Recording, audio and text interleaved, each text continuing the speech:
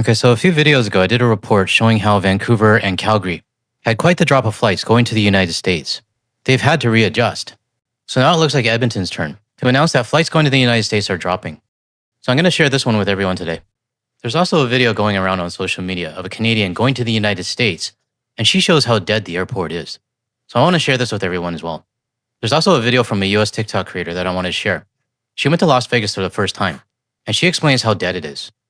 And the last one I want to show everybody, this TikTok creator, she gives a no BS explanation on why the United States thinks that anyone in any country outside of their borders is far less superior than they are. Well, I'm outside of their border, and many of us listening to this right now are as well. And I think we all know the truth. So I want to share this with everyone. The backdrop that you're looking at for today's video came from Maurice, who took this photo in Trinity Bay, Newfoundland and Labrador. You know, one of the things I gotta say is that ever since I started this channel, I'm really starting to learn my Canadian geography a lot more.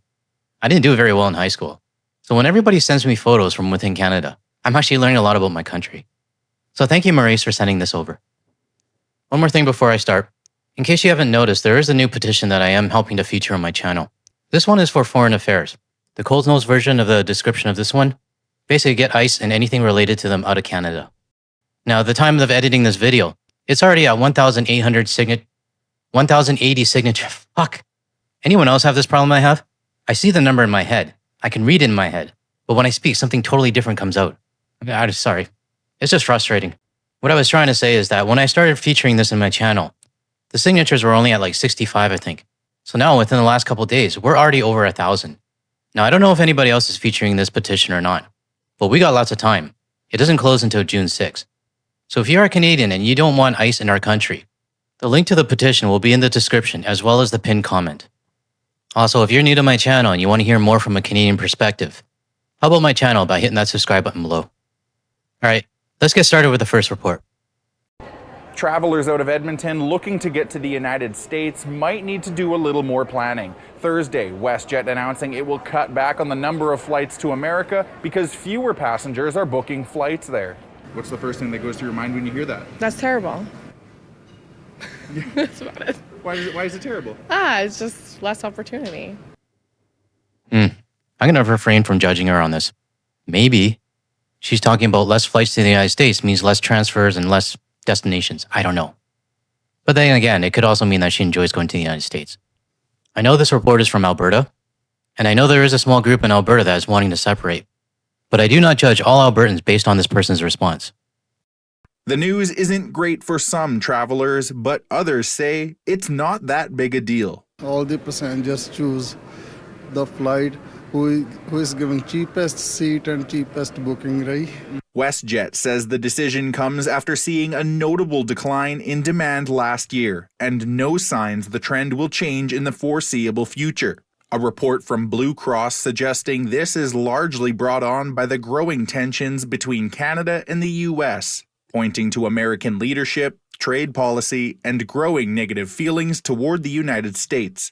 This traveler says the move by WestJet isn't surprising. Well, the way things is going now, I don't know if it makes a difference or not. There's a lot of people don't want to go there now. Now I'm going to address the elephant in the room here. I know we're all focused on the dysfunctional neighbor south of us, right? And that's primarily what my channel is about. But we do have that elephant in the room, which is basically the Alberta Separatist group. Now, I don't cover it very much, and there are plenty other Canadian channels out there that can do a way better job than I can. There's Klaus Kellerman, Wrong Enough to Know Better, Rachel Gilmore, and the Planet D. But despite all this separatist talk going on, it is great to hear that Albertans do not want to go to the United States. WestJet's decision comes the same day Calgary's airport announces a new airline not flying to the US. Etihad Airways will fly between Alberta and Abu Dhabi, the capital of the United Arab Emirates. A spokesperson for the Edmonton International Airport tells City News WestJet isn't the only airline seeing the decline in travel to the US, saying all airlines operating between the two countries are adjusting and that the dip is a benefit to other destinations. I don't think it's just a benefit to the other destinations. It's a benefit to Canadians as well. I know I sound like a broken record, but I'm going to say it again. Canadians need to stop traveling to the US because of proximity. Yes, it might be a little bit of a longer flight, but trust me, you'll enjoy it a lot more than going to the US. Adding WestJet's capacity for non-American sunny destinations over the winter is up 66%. Still, travelers are worried about the hit to convenient travel options. Well, it's always good to have the option to, be able to travel freely. I notice a lot of people depend on them flights. WestJet says its network planning team is reviewing the Edmonton operation ahead of the summertime travel season. Well, we already know that Air Canada, Canada's largest airline, is already omitting flights for next year's snowbird season. Fuck, I did it again. For this year's snowbird season. And I fully expect that WestJet, Porter, and Flair will also have to readjust their US flights. And hopefully they give us some new destinations that Canadians never really thought about. Now I'm sure over the next few months we're going to be hearing from more cities and airports. So I'll be sure to report on those as well. Now I want to show this next one. And it's from a Canadian citizen who's flying down to the United States. And she shows how empty the airport is. I think the airport is Calgary because the video was showing that it's tagged in Calgary. But maybe the viewers can help me to verify that below. But let's take a look at her video. And I want you to focus on the background. So we're here, we're checked in, and just a matter of waiting. And you know what? There's hardly anybody around. Just look, I'll show you how quiet this airport is right now. This is proof that nobody is traveling to the United States anymore. Just look. Not a soul around. The only people that are around are the people that are going on our flight. And that should tell you something, right? Can you believe this? And one time this place, and this is the United States area. We're not in like an overseas place. It's just for people going to the United States here. And look, I'll probably could count 1, 2, 3, 4, 5, 6, 7, 8, 9, 10, 11, 12, 13. Yeah, it's about 15 people here. Can you believe it? So sad. So sad for the United States, as far as I'm concerned, because they're losing a lot of money. And you can't tell me that the tourism isn't hurting them. But anyway, we're going back and going to enjoy ourselves and going to enjoy the sun. Now, before anyone asks the question, why is she going to the United States? Because that was the first question I had as well. I actually read her comments and she actually posted this up. Katie says, "Thank you for the comments, but we bought a place in Arizona long before Trump was president. We are selling so we won't have to return. Before you make nasty comments, know the whole story." I'm glad she actually posted this up, because obviously many Canadians are going to judge when they're seeing somebody in the US departures. But Katie isn't the only one. We know for a fact that there are many Canadians actually still going to the US because they're either selling their place or they have no choice but to go. Now, many snowbirds, they waited too long. If they sold their property like when Orange McNugget first got into the office, they may not have this problem right now. But the snowbirds that are trying to sell right now, some of them probably have 100 other units that they're competing with. So it's going to be tough for them to sell. But good luck to you, Katie, and hopefully you can get a decent return back. Now this one is from another TikTok creator, and it looks like it's her first time in Las Vegas. And she gives her thoughts, and I really wanted to share it with everyone. So, came to Las Vegas for the first time, me and my friends, because we all turned 60. This is a freaking ghost town. I created content about how the travel industry is being hit, especially Las Vegas. This place is a ghost town. There are restaurants inside of all these gorgeous hotels. The doors are shut. I hopped into a Lyft because I don't use Uber. Don't use Uber, you guys. And the Lyft driver, I asked how he was doing, and he said, okay, but, business is really tough right now because there's not that many tourists, coming in needing an Uber or a Lyft. Now, one thing that she said that I really want to point out on it, I've seen so many people that are defending Las Vegas and stating that there's still a lot of people going there. The streets are busy. Well, unfortunately, the number of people on the street is not a good indicator on whether or not Las Vegas is doing well. I'm really tired of the Las Vegas media and even the bloggers saying that Vegas is booming. Look at all the people on the streets. No, I'm not going to look at the people on the street. I'm going to look at all the businesses that are closed, all the restaurants that have nobody in it, all the bars that are empty, and all the gift shops that have nobody in it. This is where the money is spent, not spent on the strip walking up and down it. And I said, is this what you do for a living normally? And he said, no, I'm a real estate agent, but everybody in real estate right now is suffering, and all of us agree nothing's going to get better until we have a change in administration. He came right out and said it. So he's like, I had to get this side gig. When I was departing from my airport, it's a Delta hub, meaning there are something like over 200 gates. And there was a time just a couple years ago when all those gates had Delta airplanes in them. There were, I counted, at least 40 gates that were literally shuttered, not even being used, snowed in, idle storage at those gates. Like, we're being really distracted, but this Trump administration, Republicans are tanking our economy. I can't stress it enough. Well, I don't think most average US citizens know what's going on.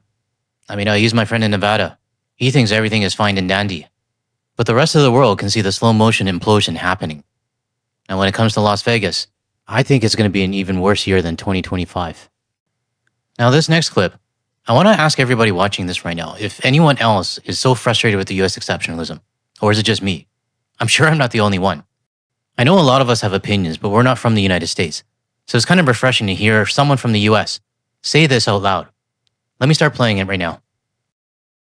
Arguably, America's most effective propaganda campaign has been to convince its own citizens that life outside the US is unsafe. But when Americans travel abroad, they start to see that even in other countries, people still go to work, kids go to school, society functions. Meanwhile, we hear Mexico means cartels, Costa Rica's too expensive, Colombia's too dangerous, and Finland is just too close to Russia. But what doesn't get mentioned is that Finland is rated as the happiest country in the world, and Costa Rica and Mexico are also in the top 10. Meanwhile, the United States has fallen to the mid-20s, which is its lowest ranking ever. Some of these countries also tend to rank higher in the quality of healthcare and overall quality of life. What surprises people is not that life abroad is better. It's just how exaggerated this fear has been. And that fear has not come from real life experience. It came from us being told the same story over and over and over again until it started to sound true. So for the people who have spent real time abroad, the hardest realization has been just how much of this narrative we bought into without ever actually questioning it. So why did I actually show you guys this clip? Well, the first reason is to emphasize and show how clueless many of the average US citizens are when it comes to anything about the rest of the world, even Canada.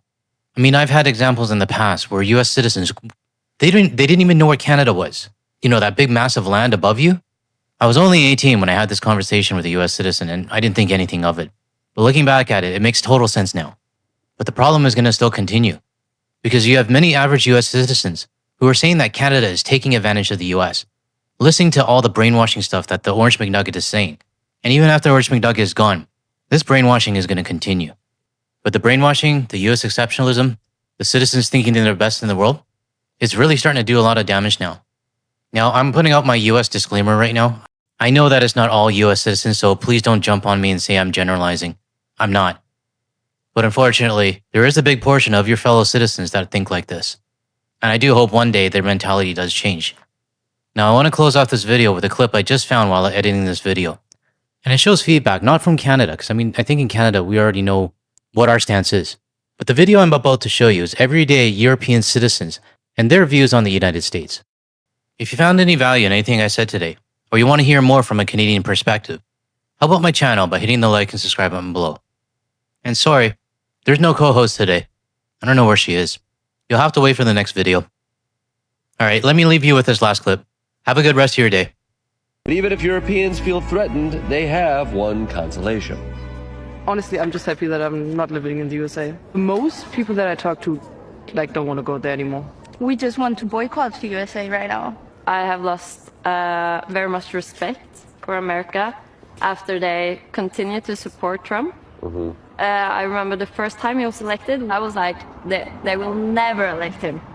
And they still did. And I was very surprised then, and I'm equally surprised now. So you've lost respect for America? Yeah. But come on, we've done so many other good things. Have you seen Severance Season 2? That's great. That's great, right? You're welcome, Europe. Sincerely, America.